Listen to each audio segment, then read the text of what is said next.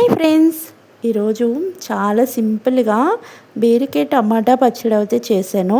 ఎట్లా చేశాను అన్నది మీరు కూడా చూడండి. ఈ బీరకాయ టమాటా పచ్చడికి కావాల్సింది బీరకాయలు. నీట్గా కడిగి పెట్టుకున్న బీరకాయలని ఇట్లా కట్ చేసి పెట్టుకోండి.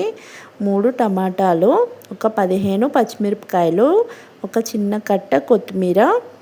ఓకే, ఇట్లా ఒక కళాయి పెట్టుకోండి. 3 స్పూన్స్ ఆయిల్ వేయండి. కొంచెం మెంతులు వేయండి ఫ్రెండ్స్. 1 స్పూను ధనియాలు, 1 స్పూను మినప్పప్పు. మంచిగా అది వేపండి. తర్వాత 15 పచ్చిమిరపకాయలని వేపండి.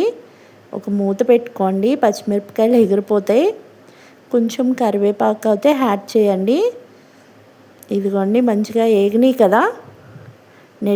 నెక్స్ట్ మనం కట్ చేసి పెట్టుకున్న బీరకాయని అయితే యాడ్ చేయండి.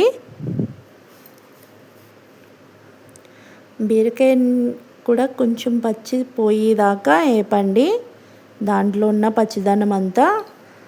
తర్వాత మనం కట్ చేసి పెట్టుకున్న టమాటాలను అయితే యాడ్ చేయండి.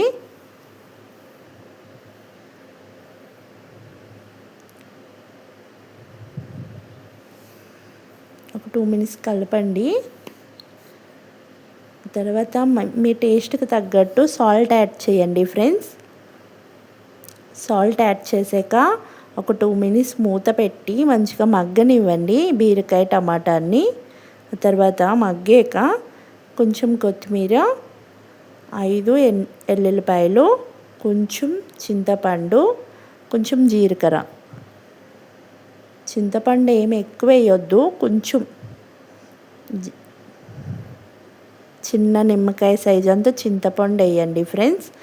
తర్వాత ఇవి మగ్గాక బాగా చల్లగా అయ్యాక అప్పుడు మిక్సీ జార్లో అయితే వేయండి. మిక్సీ జార్లో ఇచ్చి ఒక తిప్పండి. ఇట్లా మంచిగా చట్నీ అయితే రెడీ అవుతుంది మనకి. తర్వాత చట్నీకి తాలింపు వేసుకుందాం. కొంచెం ఆవాలు, కొంచెం జీలకర్ర, శనగపప్పు, మినప్పప్పు, ఎండుమిరపకాయలు, పట్టు వలసిన ఎల్లుల్లిపాయలు వేయండి. కొంచెం కరివేపాకు వేయండి.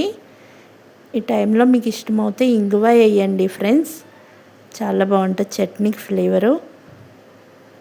తర్వాత మనం చట్నీని మిక్సీ పెట్టుకున్న చట్నీని అయితే యాడ్ చేయండి వేడివేడి